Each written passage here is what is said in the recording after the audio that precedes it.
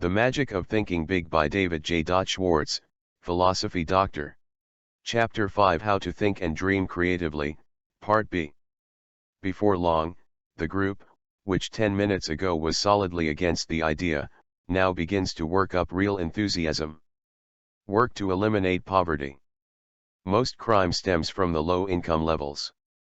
Conduct research to spot potential criminals before they commit a crime.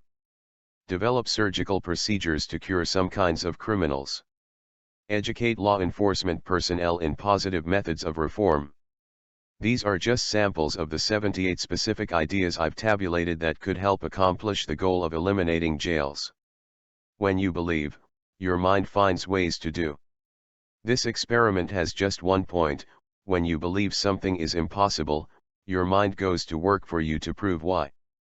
But when you believe, really believe, something can be done, your mind goes to work for you and helps you find the ways to do it. Believing something can be done paves the way for creative solutions.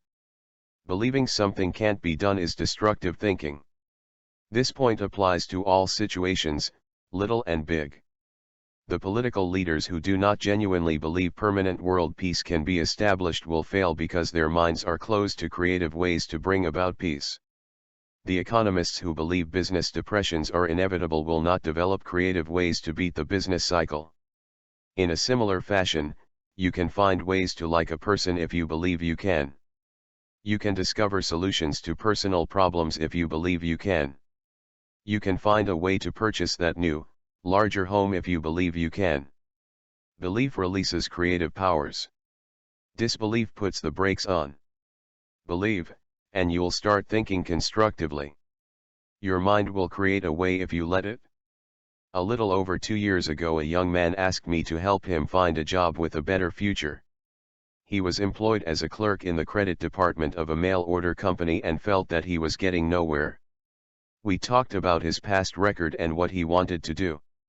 After knowing something about him, I said, "I admire you very much for wanting to move up the ladder to a better job and more responsibility. But getting a start in the kind of job you want requires a college degree these days. I notice you've finished 3 semesters. May I suggest you finish college? Going summer, you can do it in 2 years.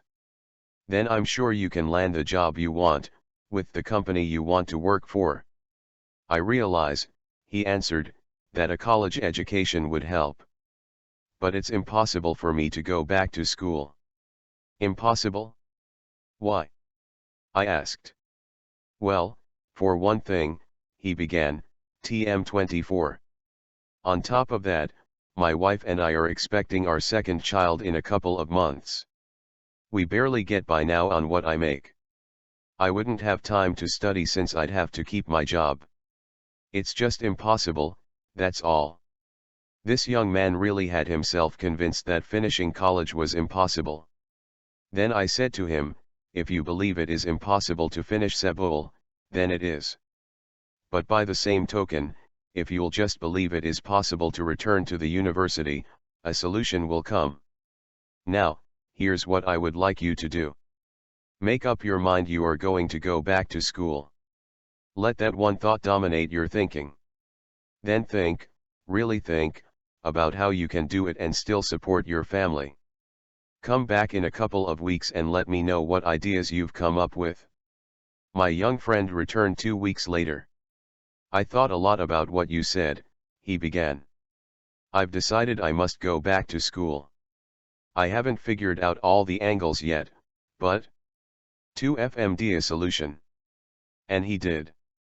He managed to get a scholarship provided by a trade association, which paid his tuition, books, and incidentals. He rearranged his work schedule so he could attend classes. His enthusiasm and the promise of a better life won him his wife's full support.